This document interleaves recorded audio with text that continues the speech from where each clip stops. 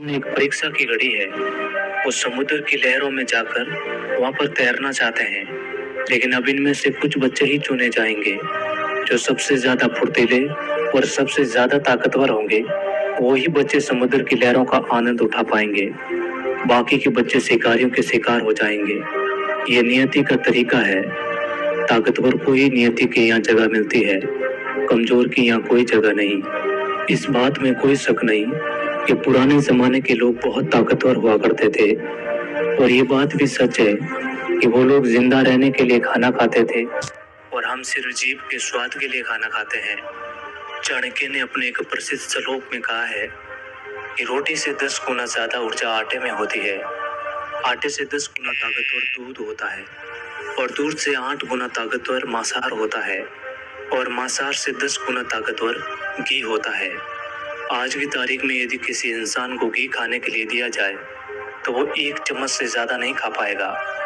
और यदि पुराने जमाने में देखा जाए तो उनका सबसे अच्छा खाना घी होता था।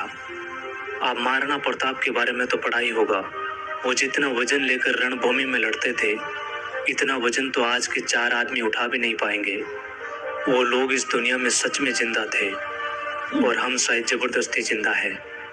आज की जो बौद्ध कहानी मैं आपको सुनाने वाला हूँ, इसकी बातों को दोस्तों आपको अपनी जिंदगी में उतारना होगा, तभी कहानी सुनाने का मकसद पूरा हो पाएगा।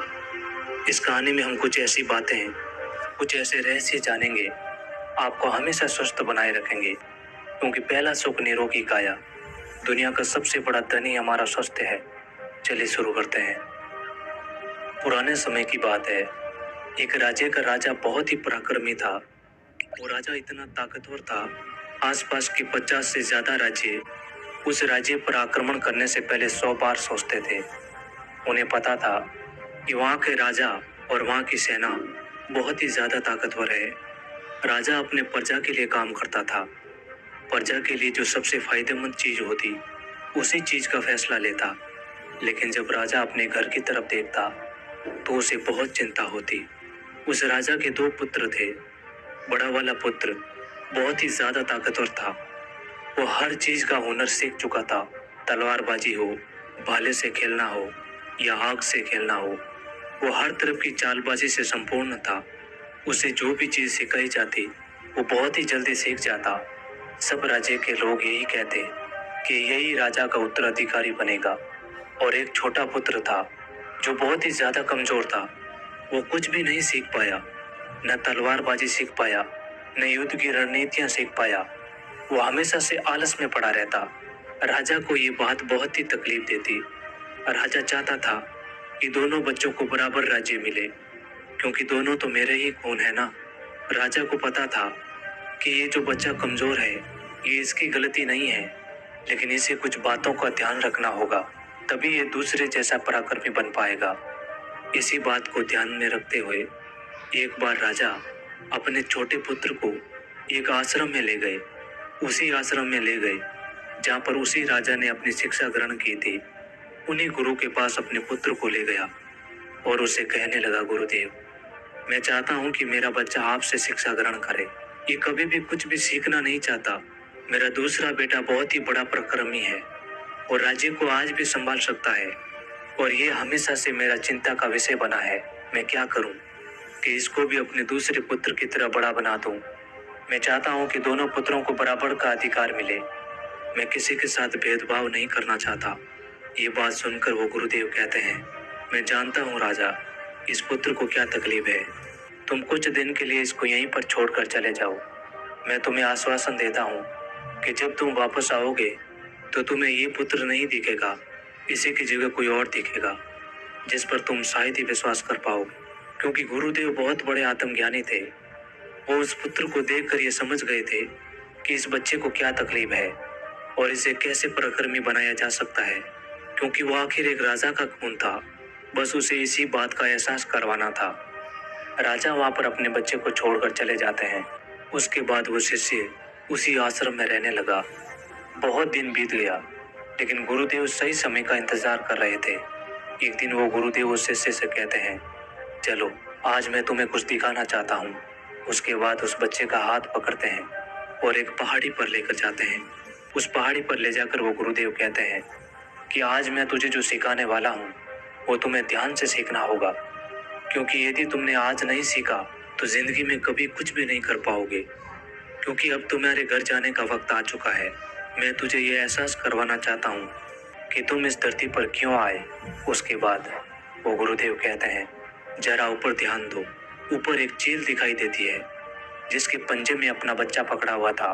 वो ऊपर आकाश में जाती है, इतनी ऊंची जाती है कि बादलों को चीर कर ऊपर चली जाती है और वहां पर जाकर वो अपने बच्चे को छोड़ देती है।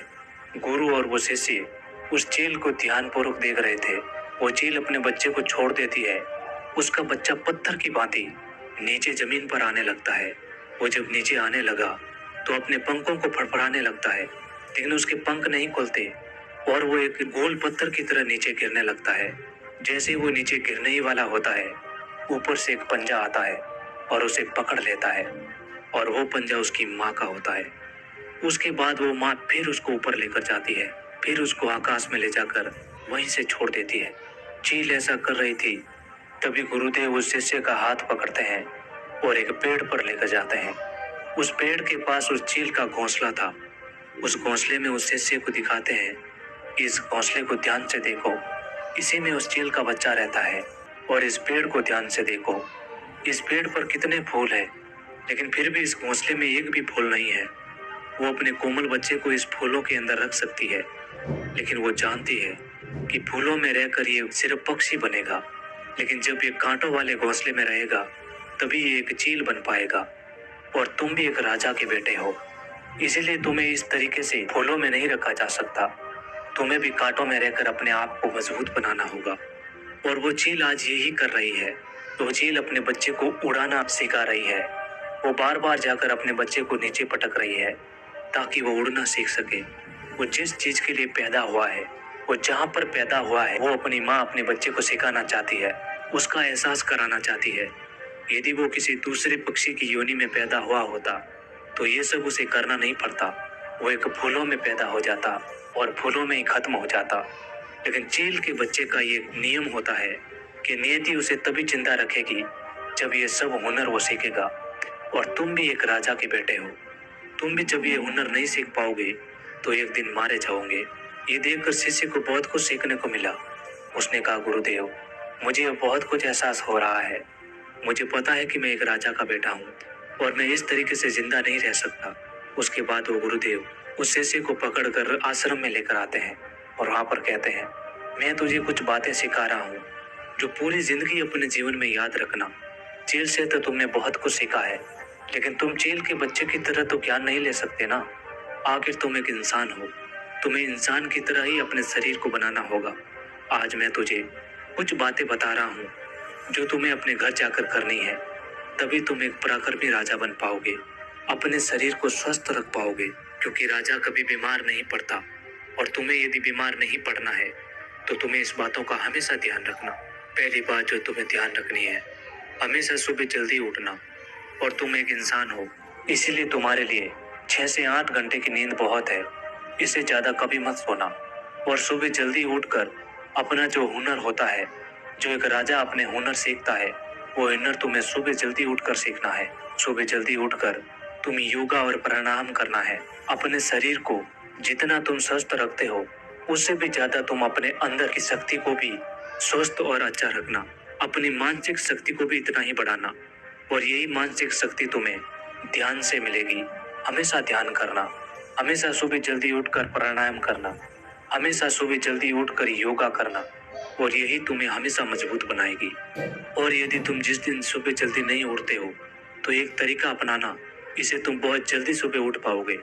जिस दिन यदि तुम 10 मिनट लेट हो जाते हो उस दिन अपने शरीर पर एक कोड़ा मरवा देना।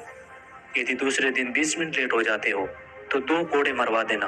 देखना 4 या 5 दिन में तुम उस समय उठोगे जिस समय तुम उठना चाहते हो। दूसरी बात जो हमेशा ध्यान रखना, भरपूर स्वस्थ खाना खाना। कभी भी ऐसी चीज मत खाना जो तुम्हारे शरीर को नुकसान पहुंचाती हो। हमेशा तुम स्वस्थ खाना खाना, जैसे कि सब्जियां, फल फ्रूट, दूध, दही, और यही होता है असली भोजन। हमेशा भोजन करना। जीभ के स्वाद के लिए तुम ऐसी चीज मत खाना जो तुम्हारे शरीर को नुकसान पहुंचाती हो। अगली बात जो तुम्हें ध्यान में रखनी है, यदि तुम्हारे मन में कोई ऐसी बात हो जो तुम्हें चिंता में डाल रही हो, तो वो अपने घर परिवार में कहना। कभी भी मन में छुपाकर उस बात को मत रखना, क्योंकि वो बात तुम्हें कमजोर बना देगी। वो बात तुम्हें चिंता में लेकर जाएगी, और चिंता शरीर को चीता बना देती है। इसीलिए अपने मन में कभी भी कोई भी बात छुपा कर मत रखना। हर बात को अपने घर के, अपने परिवार से, अपने पिताजी से वो बात हमेशा कहते रहना। कोई भी बात अपने मन में छुपा कर मत रखना। अगली बात, हमेशा सकारात्मक सोचना। कभी भी नकारात्मक विचार अपने दिमाग में मत लाना। सबके जीवन में उतार और चढ़ाव आते रहते हैं। अच्छा और बुरा सबके जीवन में होता रहता है। सुख दुख आते रहते हैं। ये जिंदगी के एक सिक्के के दो पहलू है। इसलिए जीवन में कैसा भी वक्त क्यों ना हो, हमेशा सकारात्मक रहना। अगली बात जो ध्यान में रखनी है, हमेशा हंसते रहना, हमेशा मुस्कुराते रहना। यदि तुम्हारे मन में किसी बात की चिंता हो, तो वो बात की चिंता तुम्हारे चेहरे पर नहीं दिखनी चाहिए, क्योंकि तुम एक राजा हो और राजा हमेशा मुस्कुराता होना चाहिए, तभी जनता मुस्कुराती है। इसलिए जब भी तुम जनता के बीच रहो या अपने घर के बीच, हमेशा मुस्कुराते रहना, क्योंकि जितना तुम मुस्कुराओगे तुम्हारे शरीर में सकारात्मकता आएगी और इससे तुम्हारा शरीर और ज्यादा मजबूत बनेगा। और लास्ट बात जो तुम्हें ध्यान में रखनी है, वो है हमेशा दान पुण्य करते रहना। हमेशा कभी भी दान पुण्य में पीछे मत हटना। तुमने सुना होगा कि पिछले राजा महाराजा ऐसे होते थे जो दान पुण्य में अपना राजपाट दे देते थे, क्योंकि वो जानते थे दान पुण्य ही सबसे बड़ा खुशी का मौका है। क्योंकि जब तुम दान पुण्य करते हो, दान पुण्य जरूरी नहीं कि पैसों से किया जाए, किसी की मदद करके भी हम दान पुण्य कर सकते हैं। इसीलिए कभी भी दान पुण्य में पीछे मत हटना, क्योंकि जब हम दान पुण्य करते हैं हमारे मन में एक खुशी आती है, और वही खुशी हमारे शरीर को मजबूत बनाती है। वही खुशी हमें स्वस्थ रखती है। इसीलिए कभी भी दान पुण्य में पीछे मत रहना, हमेशा दान पुण्य करते रहना, क्योंकि जितना दान पुण्य करोगे तुम्हारी संपत्ति घटेगी नहीं बल्कि बढ़ती जाएगी। उसके बाद वो शिष्य गुरु के चरणों में पड़कर कहता है, गुरुदेव, आपने जो मुझे शिक्षा दी है मैं इसको जिंदगी भर याद रखूंगा। उसके बाद वो शिष्य कहता है, गुरुदेव, अब मुझे आज्ञा दीजिए, मैं अपने राज्य में जाना चाहता हूँ। उसके बाद गुरुदेव उनको जाने की आज्ञा दे देते हैं। दोस्तों, उम्मीद है ये कहानी